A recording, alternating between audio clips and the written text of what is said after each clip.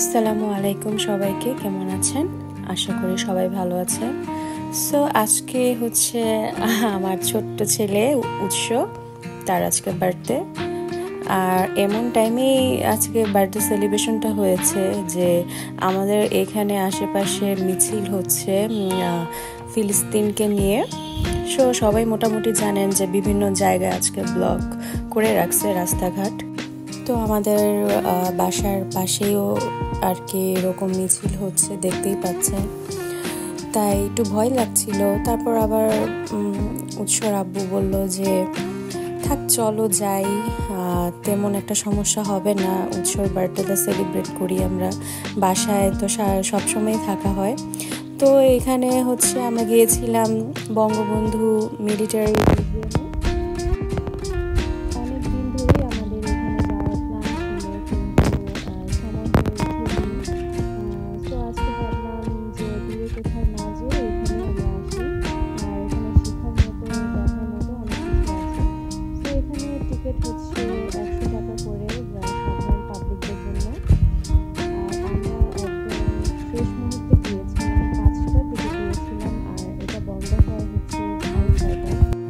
So এখানে ঢোকার সময় একটা চেকিং হয়, সেখানে আর কি ব্যাগ থেকে দেখে যে ব্যাগে কিছু আছে কি না, যদি মেটাল টাইপের বা কিছু থাকে বা পানির বোতলও যদি থাকে তাও তারা রেখে দেয়।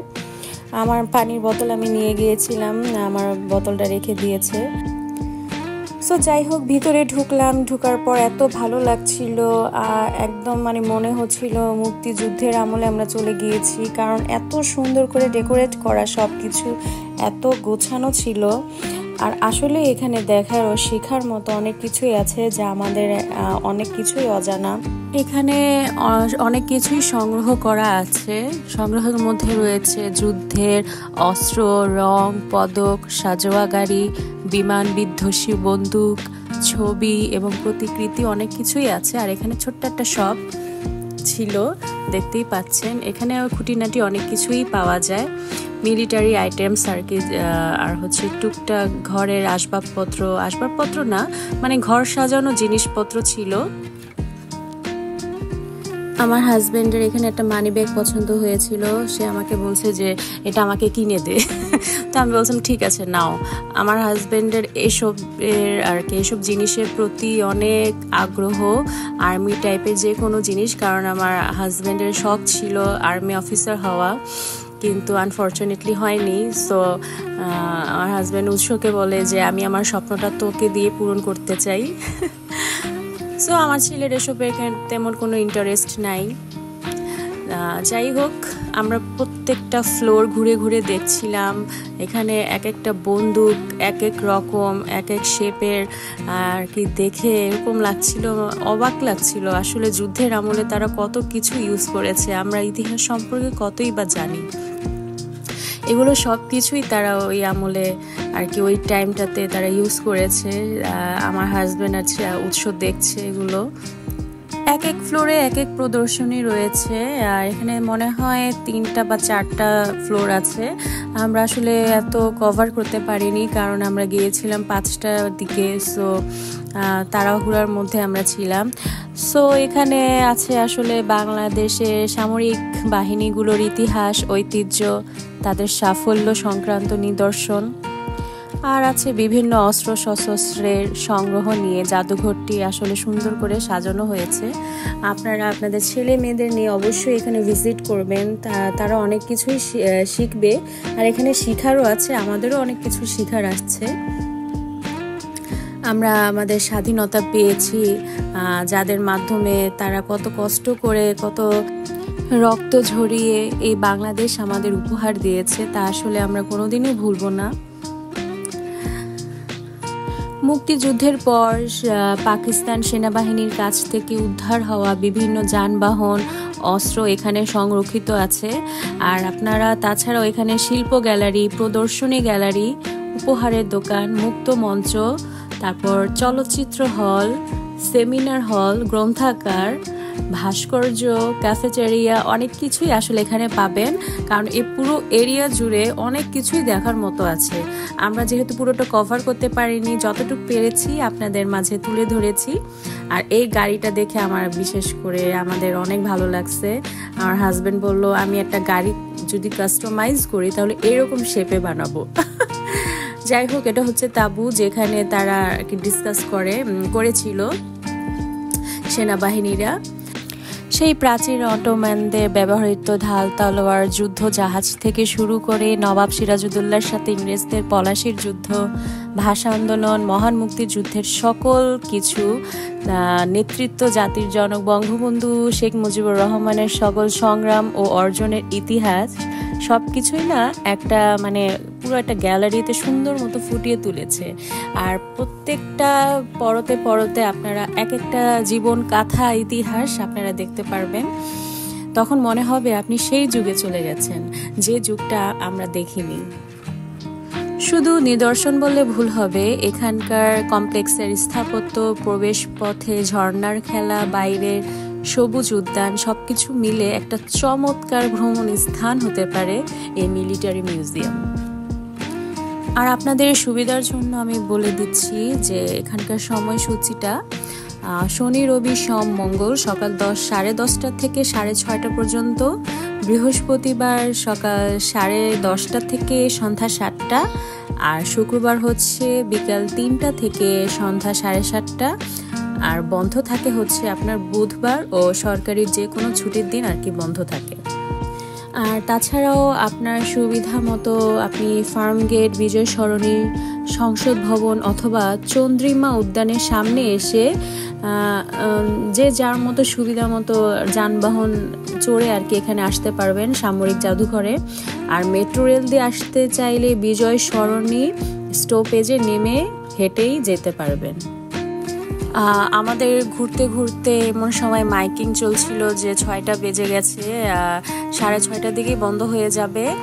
সো এখন আমার প্ল্যান ছিল আমি গ্যালারিতে যাব, কারণ গ্যালারি নাকি আরও বেশি সুন্দর, 3D গ্যালারি, সেখানে গেলে নাকি আরও বেশি মজা হতো, বাট আমাদের সময় ছিল না।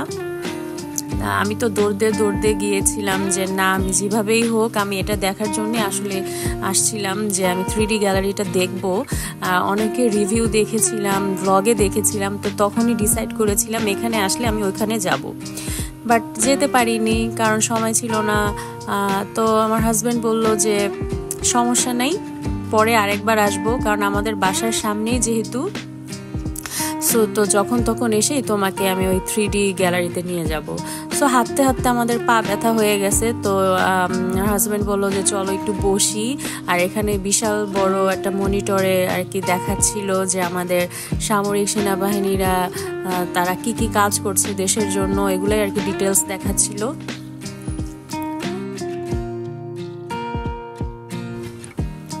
আর এই ফ্লোরটাতে পুরোটাই আছে আপনার প্লেন, জেট প্লেন এগুলো ছিল।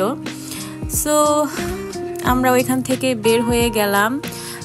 বের হয়ে উৎস আর হাজব্যান্ড বললো যে খিদা তো লেগে গেছে, তো এখানে তো খাওয়ার একটা রেস্টুরেন্ট ছিল, যে চলো তাহলে আমরা যাই কিছু টুকটাক খাই। তো বললাম যে হ্যাঁ যাবো, দাঁড়াও আরেকটু ঘুরে নেই। তো পাশেই দেখলাম এই জায়গাটা আমার কাছে অনেক ভালো লাগছে, আর অনেক সুন্দর বড় বড় বোট, এগুলোও হয়তো সেই আমলে বা সেই কোনো মিশনের জন্য ইউজ করা হয়েছিল এই বোটগুলো। এটাকে জাহাজই বলে মেবি, হ্যাঁ জাহাজই হবে। তো আমি আমার হাজব্যান্ডকে বললাম যে ওই যে সাদা কালার যে জাহাজটা ওটাতে আমি উঠবো, মজা করেই বলছিলাম। সো যাই হোক, এখানে স্টার সিনেপ্লেক্সও আছে। সো এখানে আপাতত একটা মুভি তারা রিলিজ করেছে, বরবাদ, আর যেটার কোনোই আর কি টিকিট ছিল না, সব পুরো হাউসফুল 2-3 দিনের জন্য। তোমার হাজব্যান্ড বললো যে এত দূরে না, যে এখানে গেলেই তো ভালো, নিরিবিলি। আমি বলছিলাম হ্যাঁ ঠিক আছে যাব, সমস্যা নাই। আমার হাজব্যান্ড কি আর বলবো, এমন একজন মানুষ, সে আজকে যদি বলে যে হ্যাঁ এটা করব, তাহলে তার 1 থেকে 2 মাস পর সেটা সে এক্সিকিউট করে। সো যাই হোক, আমি বললাম তোমার ইচ্ছা। আর হাঁটতে উৎস বলল যে আপু আর পারতেছি না, খুব খিদা লাগছে। সো এখানে নিহারিকা রেস্টুরেন্ট আছে একটা, বেশ বড়, ভালোই। সো আমরা হালকা পাতলা আর কি অর্ডার করেছি, বেশি কিছু অর্ডার করিনি, কারণ খাবার কেমন না কেমন হয় কে জানে। আর খাবারের প্রাইসও রিজনেবল ছিল, অত বেশি আর কি প্রাইস ছিল না, আবার তত কমও ছিল না। সো আমরা চাউমিন, তারপর হচ্ছে spring rolls, corn soup, Thai soup, wonton, cold drinks এগুলোই অর্ডার দিয়েছি।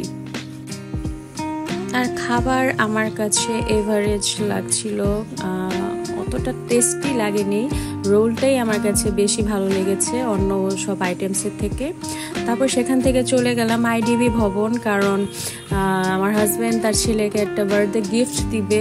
অবশ্য অন্য কিছুই চায় না তার বার্থডে গিফটের জন্য, সে একটা জিনিসই আবদার করেছে, সেটা হচ্ছে র্যাম।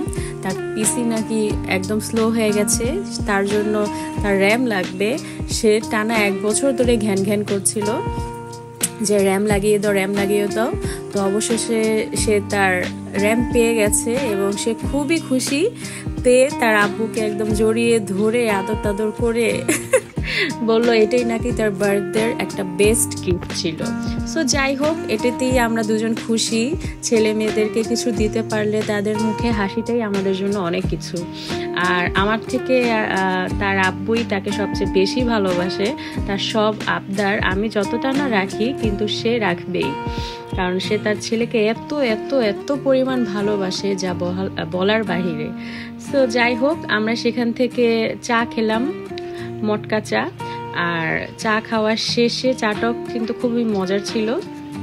যাই হোক, তো আমরা বাসার উদ্দেশ্যে রওনা দিলাম। এখন তো কেক কিনতে হবে। সো ফার্স্টে মিস্টার বেকারে গিয়েছিলাম, সেখানে আর কি যে কেকটা আমরা খাই আর সবসময় সেটা পাইনি। সো সেখান থেকে না যে অন্য আরেকটা শপের থেকে আমরা কেক নিয়েছি। আর এটা সসলিসের কেকও আমরা নিয়েছি, কারণ আমার হাজব্যান্ডের নাকি সসলিসের কেক অনেক বেশি ভালো লাগে আর উৎসরও, তাই বললো যে এই বার্থডে কেকও নেব আর পিস কেকও নেব। আমি বললাম যে ঠিক আছে নাও। তো বাসায় এসে রেস্ট টেস্ট নিয়ে তারপর কেক কাটলাম 3 জন মিলে। আর এই কেকটা খাওয়া হয়নি, আমরা ওই সসলিসের কেকটাই খেয়েছি। আর এই কেকটা আমরা বক্স করে রেখে দিয়েছি ফ্রিজে, যে আস্তে আস্তে খাবো না। সো যাই হোক, এই ছিল আমাদের আজকের দিনটার একটা স্পেশাল ব্লগ আমাদের জন্য। আর আজকের দিনটা আলহামদুলিল্লাহ অনেক ভালো গিয়েছে। আমিও টুকটাক বেশি কিছু রান্না করিনি, তারপরও আমার যতটুক আর কি ক্ষমতায় কুলায় ততটুকুই আমি রান্না করেছি। আর সবাই ভালো থাকবেন, সুস্থ থাকবেন। যদি পারি আবারও আরেকটি ব্লগ নিয়ে আসবো আপনাদের মাঝে। আর উৎসর জন্য অনেক অনেক বেশি দোয়া করবেন, ও যেন মানুষের মতো মানুষ হয়, আমাদের সবার স্বপ্ন যেন পূরণ করে, বাপ মা, আমাদের আত্মীয় স্বজন সবার স্বপ্ন যেন ও পূরণ করে, সেই দোয়া করবেন। আমরা বাবা মা আমাদেরও অনেক স্বপ্ন থাকে, হয়তো আমরা সেটা পূরণ করতে পারি না। আমরা এক এক প্যাশনে চলে যাই, এক একটা পেশায় চলে যাই, আমাদের অনেক স্বপ্নই পূরণ হয় না। তখন আমরা আশা করি যে আমাদের এই স্বপ্নটুকু আমাদের ছেলে মেয়েরা পূরণ করবে, এটাই আমরা সকলেই আশা করি। কিন্তু এটা অনেক সময় ঠিক আর অনেক সময় ঠিক না, কারণ সন্তানদেরও কিছু হওয়ার একটা ইচ্ছা থাকে, তখন সেটা জোরাজোরিও করা ঠিক না। তারপরও আমরা চেষ্টা করি আমাদের সেই স্বপ্নটুকু যদি আমাদের ছেলে মেয়েরা করতে পারে, তাহলে আমাদের জীবন সার্থক হয়, আমরা খুশি হই। আর তাদেরও যদি কিছু স্বপ্ন ইচ্ছা থাকে কিছু হওয়ার, তাহলে সেটা হবে। সো যাই হোক, আবার অন্য আরেকটা ব্লগ নিয়ে আসবো আপনাদের মাঝে। ততদিন ভালো থাকবেন, সুস্থ থাকবেন। আল্লাহ হাফেজ।